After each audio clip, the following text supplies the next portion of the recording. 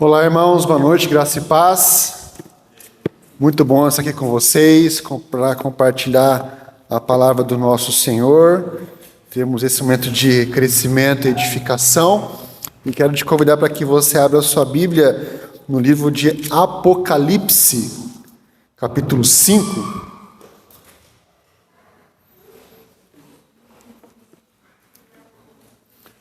Apocalipse, capítulo 5.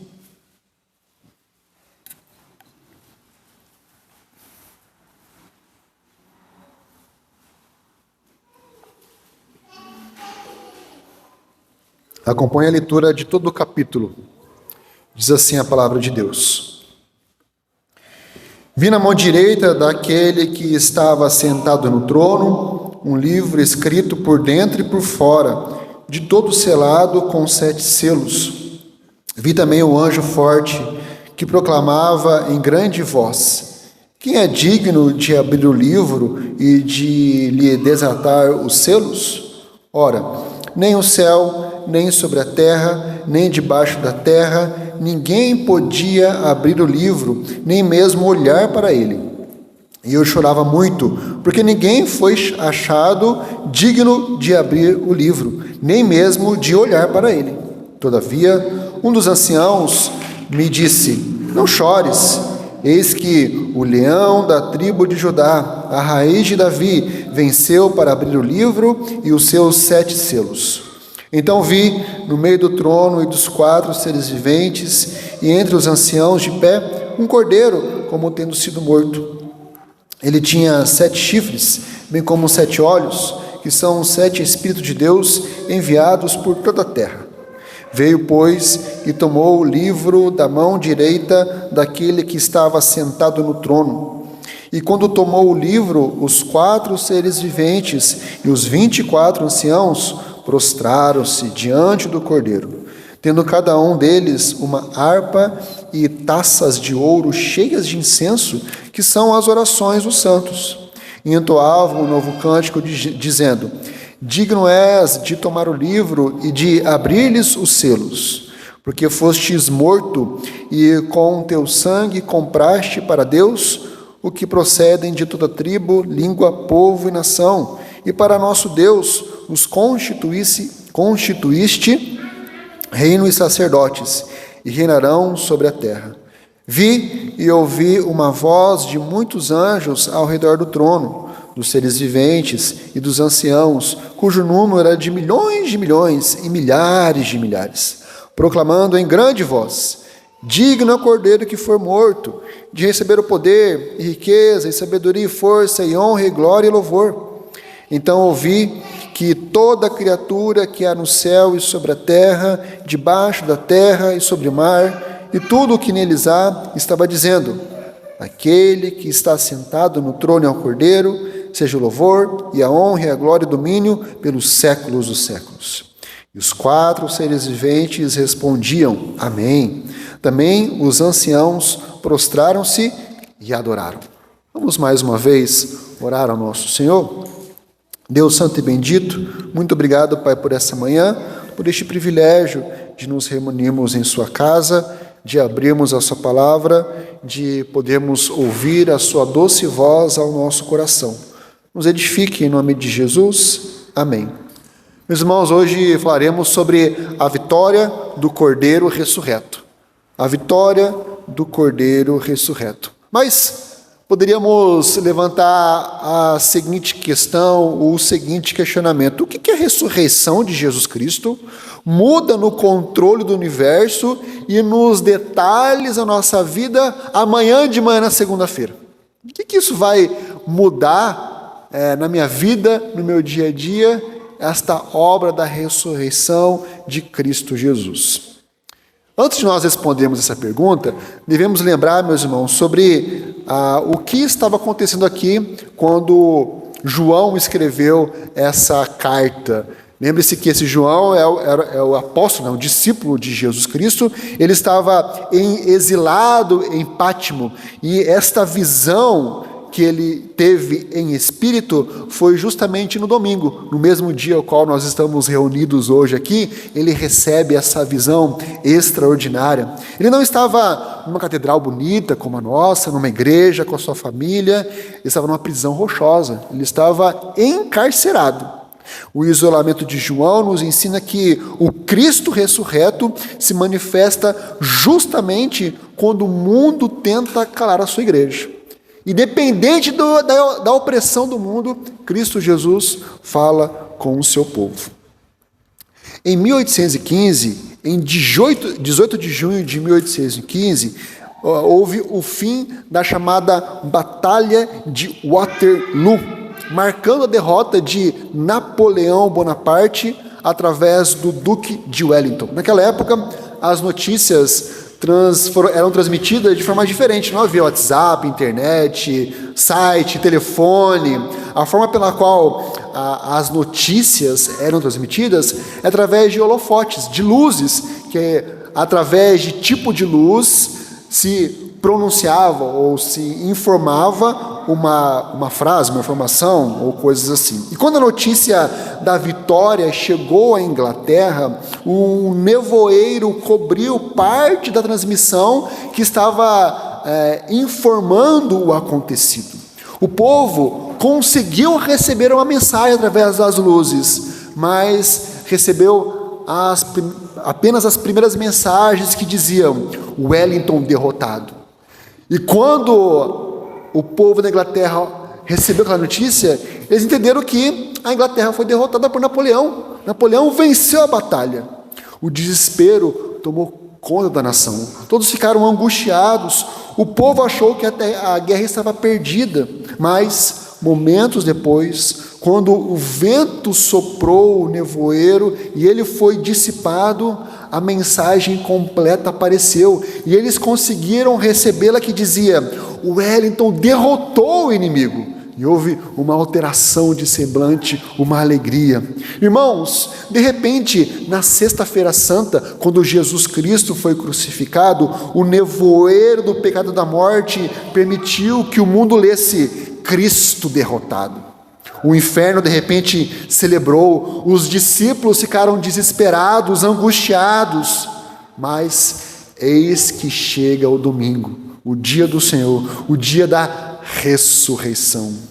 O sopro do Espírito Santo dissipou a escuridão e a mensagem eterna foi revelada por completo. Na verdade, a mensagem é: Cristo derrotou o pecado e a morte. E Apocalipse 5, João nos mostra que essa vitória de Cristo Jesus é a chave que abre o livro da história e o futuro da nossa redenção. Veja, meus irmãos, antes de entrarmos no nosso capítulo, para compreendermos este momento, precisamos recapitular o que João viu e viveu anteriormente. Nos primeiros capítulos de Apocalipse, Jesus se manifestou ao apóstolo na ilha de Patmos e enviou cartas às 7 igrejas da Ásia. E essas cartas eram avaliações de sua saúde espiritual e exortação para que elas se voltassem à fidelidade em meio à perseguição. No capítulo 4, a cena muda da terra, das igrejas, e vai para os céus. João vê uma porta aberta e é convocado a observar o trono de Deus. Ele contempla o Senhor como o Criador, governador, soberano, adorado incessantemente pelos 24 anciãos e pelos 4 seres viventes. Agora, no capítulo 5, o foco se volta para a execução dos decretos divinos e para a figura central que tornará o futuro possível, o Cordeiro de Deus. Mas um detalhe muito importante, meus irmãos: Apocalipse não é um livro literal. Ou seja, aquilo que é narrado, ou na verdade descrito aqui, não é exatamente como está aqui. Por exemplo, o nosso texto fala sobre uma pessoa com 7 chifres, 7 olhos. Não é essa a ideia de que de fato tinha uma pessoa com 7 chifres na cabeça, ou no seu rosto 7 olhos. Não, meus irmãos, eram ilustrações, eram mensagens figuradas que carregavam um significado. nós veremos aqui. Em primeiro lugar, meus irmãos, os versículos de 1 a 4, nós não leremos, mas preste atenção no texto, nós vemos o dilema do plano inacessível. João vê na mão direita daquele que está no trono um rolo escrito por dentro e por fora deste rolo. Este rolo, meus irmãos, representa os decretos eternos de Deus, o plano completo e imutável para a história e para a nossa redenção. Estar escrito em ambos os lados, por dentro e por fora, indica que o plano de Deus é um plano exaustivo, é um plano completo, é um plano que abrange todas as coisas. Por isso, nada pode ser acrescentado, alterado, modificado, manipulado pela vontade humana ou até mesmo pelas forças do mal. E lembre-se, o plano de Deus, ele não se reduz apenas a um contexto religioso. O plano de Deus abrange todas as coisas criadas pelo Senhor, desde a maior até a menor. Tudo está debaixo do plano eterno do Senhor.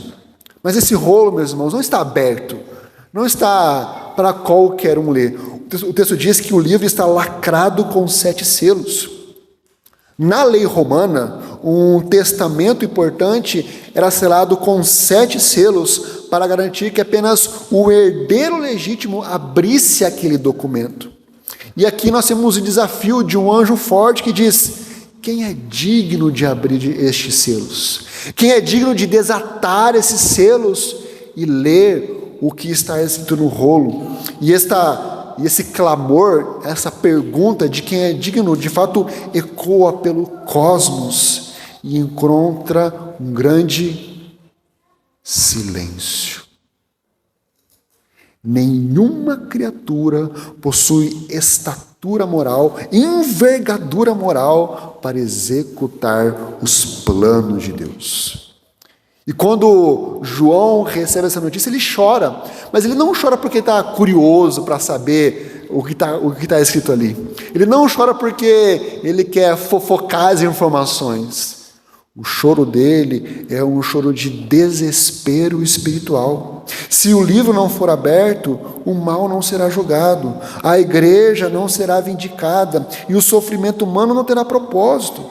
É o choro da humanidade que percebe que não pode salvar a si mesmo. É o choro do homem percebendo que ele não tem o poder para controlar a sua vida e muito menos a sua salvação. Nos versículos 5 e 6, conforme está na sua Bíblia, nós vemos que o choro é interrompido por uma voz de autoridade, quando diz: não chores, eis que quem? O leão da tribo de Judá. Este venceu. Meus irmãos, o verbo aqui no original aponta para uma vitória definitiva ocorrida no passado. Jesus não está tentando vencer, como muitos tentam ilustrar uma imagem entre Jesus de um lado e o diabo do outro lado, guerreando, disputando forças. Não, meus irmãos, não é isso que acontece. Na verdade, Cristo Jesus já conquistou a vitória na cruz, na ressurreição. Jesus é o verdadeiro campeão, o verdadeiro vencedor. E João ouve sobre um leão, que traz a ideia de poder, de soberania, mas quando ele se vira, os seus olhos vê um cordeiro, que traz a ideia de um sacrifício, de algo manso. E este cordeiro, meus irmãos, não está deitado no local de sacrifício, mas ele está em pé, provando que este visual, provando que a sua ressurreição é verdadeira. Ele foi morto sim, mas agora está vivo e governa sobre toda a criação. Por isso, ele tem 7 chifres, e não imagine Jesus com 7 chifres na cabeça. É a ilustração para dizer que ele tem o poder perfeito Ao mesmo tempo ele tem 7 olhos. Não imagine que no rosto de Jesus vai ter 7 olhos. Isso significa que ele tem uma sabedoria plena, uma onipresença através do Espírito Santo. Cristo sabe de tudo sobre todos. O Cristo ressurreto não é uma vítima sobrevivente de um sacrifício, mas ele é o guerreiro vitorioso que governa através do seu sacrifício. Dos versos 7 e 8, veja na sua Bíblia, o cordeiro se aproxima e toma o livro da mão direita daquele que está assentado no trono. Entenda, quem era aquele que estava assentado no trono? Era o próprio Deus. E ali, Cristo Jesus. E este é o momento, meus irmãos, de Cristo Jesus ser entronizado. Como ensina a nossa tradição teológica reformada, o Pai entrega para o Filho, o mediador da aliança, todo o governo sobre a igreja e sobre o mundo, sobre a criação. Tudo pertence a Cristo Jesus, o Senhor. E ao tomar o livro, os anciãos prostrados seguram taças de ouro cheias de incenso. E o que são esses incensos, meus irmãos? São as orações dos santos. Olha que profundo isso, meus irmãos. As suas orações, as nossas orações de hoje estão conectadas ao governo de Cristo Jesus sobre a história. As nossas orações não ficam aqui paradas, não ficam ali no teto, elas não estão jogadas ao vazio, mas elas sobem até o trono de Deus e são recebidas pelo nosso Senhor. Elas não caem no vazio, mas são guardadas no gabinete do rei, em vasos de ouro. Nos versos de 9 a 12, diante deste acontecimento, o céu se explode de adoração, meus irmãos. O cântico é novo aqui, porque celebra a nova aliança selada pelo sangue de Cristo Jesus. Ele é digno porque com o teu sangue compraste para Deus os que procedem de toda tribo, língua, povo e nação. A ressurreição é o recibo de Deus de que o preço pago pelo Cordeiro foi suficiente para resgatar o seu povo, que não está reduzido apenas ao povo judeu, mas a todo o povo sobre a face da terra. Por isso que no versículo 12 há uma lista de 7 atributos de Cristo Jesus. Diz que ele tem poder, riqueza, sabedoria, força, honra, glória e louvor. E a ideia aqui, meus irmãos, o texto é demonstrar que cada característica dessa, Cristo Jesus tem na sua plenitude. Ele não é um pouco poderoso, um pouco rico, um pouco sábio, ele é completamente poderoso, completamente rico, completamente sábio, ele é completo nas suas características. Ou seja, ele tem todo o poder necessário para sustentar, governar a criação e a nossa vida. E por fim, nos versos 13 e 14, a visão termina com um crescente. Perceba, ou lembre-se, lá no começo nós vimos João chorando em desespero diante da impossibilidade do homem resolver o problema da sua vida. Mas o texto termina com um coro de toda a criação louvando ao Senhor. O louvor é dirigido simultaneamente àquele que está assentado no trono e ao Cordeiro. O louvor é voltado a Deus Pai e ao Deus Filho.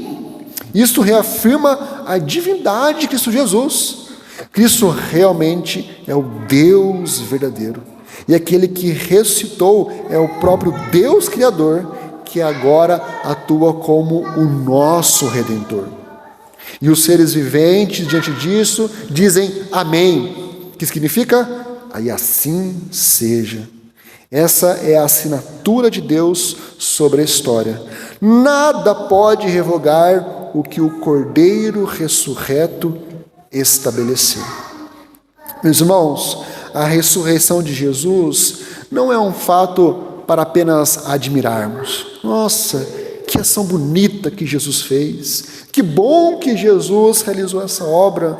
Mas a verdade é uma realidade que altera a nossa posição diante de Deus. Quais são os frutos duradouros desta vitória em nossa vida? Quais são as consequências sobre nós desta obra de Cristo Jesus? O que vai mudar em minha vida na segunda-feira? A obra da ressurreição de Cristo Jesus. Em primeiro lugar, meus irmãos, como aplicação, nós devemos lembrar do resgate eficaz de Cristo e do perdão duradouro dos nossos pecados. Meus irmãos, o texto diz que o Cordeiro nos comprou. A teologia da aliança diz que isso indica um ato judicial, um ato definitivo sobre a nossa vida. Meus irmãos, o perdão de Deus não depende da nossa oscilação, dos nossos sentimentos, daquilo que eu faço ou daquilo que eu não faço. A nossa salvação depende exclusivamente da eficácia do sangue de Cristo Jesus. Nós podemos achar que com o nosso esforço alcançaremos algum mérito de Cristo Jesus. Isso é um grande engano, meus irmãos. Com um grande empenho eu vou alcançar o perdão dos meus pecados. Isso é um grande engano, meus irmãos. Se eu tiver várias vidas, eu poderei me purificar e alcançarei os céus. Isso é um grande engano, meus irmãos. Toda a nossa força, todo o nosso empenho, toda a nossa dedicação será sempre insuficiente para consertarmos o estrago que fizemos no nosso relacionamento com Deus. Meus irmãos, por isso que a obra da salvação é um ato exclusivo de Cristo Jesus. O que ele fez de uma vez por todas para que nós pudéssemos nos achegar ao nosso Deus. Ele pagou por completo a nossa dívida para nos garantir que agora ela nunca mais seja cobrada. Por isso que o apóstolo Paulo nos lembra em Romanos 8 de que nada pode nos separar do amor de Cristo. Nada. Muito menos a nossa oscilação, a nossa fé oscilante, o nosso sentimento oscilante, as nossas dúvidas, o nosso medo, a nossa angústia. Nada pode nos separar do amor de Cristo. Porque quem garante isto é o próprio Cristo Jesus e o seu sacrifício perfeito. Em segundo lugar, diante desta obra de Jesus, há uma restauração da nossa dignidade, porque nós somos chamados reino e sacerdotes. Cristo não apenas nos livra do inferno, meus irmãos, ele nos elevou a uma nova categoria. A vitória de Cristo transformou a nossa identidade, porque antes éramos rebeldes, odiávamos, inimigos, não tínhamos prazer na lei do Senhor. Agora ele nos fez reino e sacerdotes. Como reino, você não é mais súdito, você não é mais escravo, você agora reinará com Cristo Jesus para todo sempre.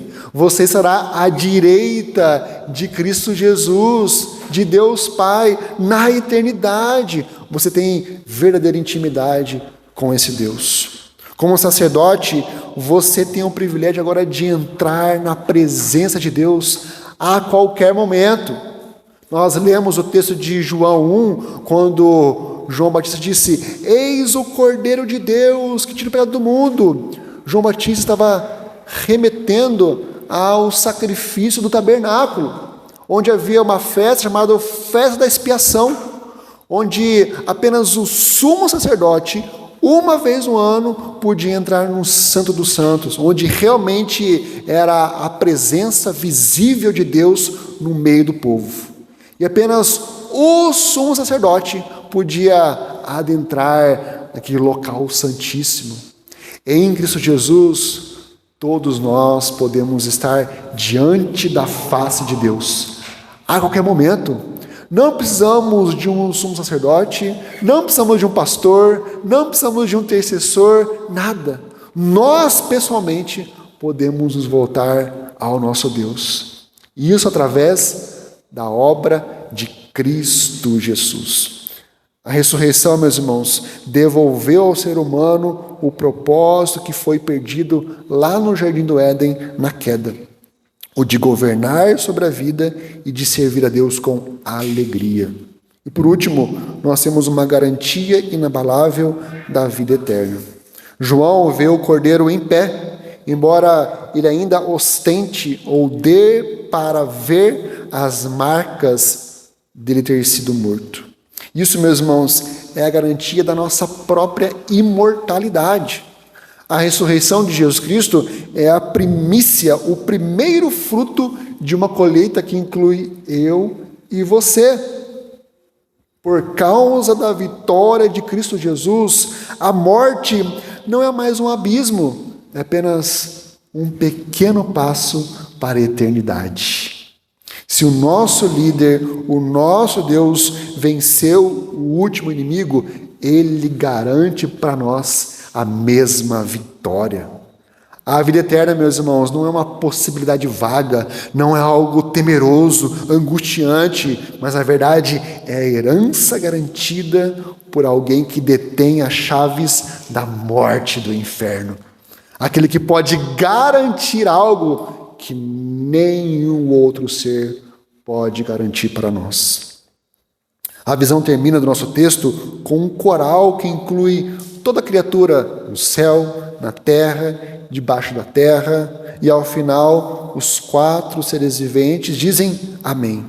E este amém, meus irmãos, é o selo final de Deus sobre a história, porque apenas ele garante que o plano de redenção é infalível. Não tem como falhar, não tem como mudar, alterar. É apenas ele que garante que o governo, o seu governo, o governo de Cristo Jesus é absoluto. Meus irmãos, é Cristo Jesus que reina acima de presidentes, acima de juízes, acima de governadores, de deputados, acima de empresários, de banqueiros. É Cristo Jesus que está reinando sobre tudo, sobre todos. É Cristo Jesus que garante o futuro do crente, e um futuro glorioso, maravilhoso e eterno. De repente, você veio hoje aqui com um coração pesado, como se o seu futuro fosse um livro selado e sombrio, fechado, o qual você não tenha a mínima ideia do que acontecerá amanhã. Olhe para o trono. Olhe para Cristo Jesus. Olhe para aquele que verdadeiramente governa sobre todas as coisas. O nevoeiro da Sexta-feira Santa se foi, se passou. Diante disso, o leão rugiu, o cordeiro venceu. O livro da sua vida está nas mãos de Cristo Jesus, o Senhor. A história da sua vida está sendo conduzida por aquele que governa soberanamente todas as coisas. A sua vida está nas mãos daquele que morreu por você, para que você possa viver nele e ter uma vida eterna em Cristo Jesus. Entregue sua vida a Jesus hoje. Confie a sua vida a Cristo Jesus hoje. Pare de tentar controlar a sua vida, de achar que você tem o poder do seu futuro nas mãos. Cristo Jesus te chama para você descansar no Cordeiro de Deus que tira o pecado do mundo. Vamos orar? Deus grandioso e bendito, muito obrigado, Pai, porque o Senhor é aquele que tem o plano redentivo infalível. Muito obrigado porque o Senhor é aquele que governa absoluta e perfeitamente todas as coisas.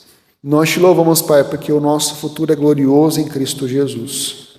Reconhecemos que por vezes, Pai, queremos ter o controle da nossa vida em nossas mãos. Reconhecemos, Pai, que somos oscilantes em nossos pensamentos e em nossas decisões.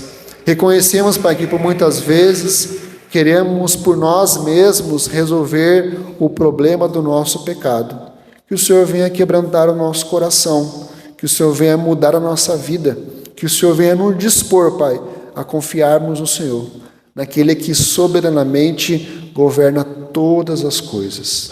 Visite cada coração aqui, Pai, que cada um aqui consiga descansar nos seus braços eternos e poder dizer amém. Assim seja, confiando no seu governo absoluto e perfeito.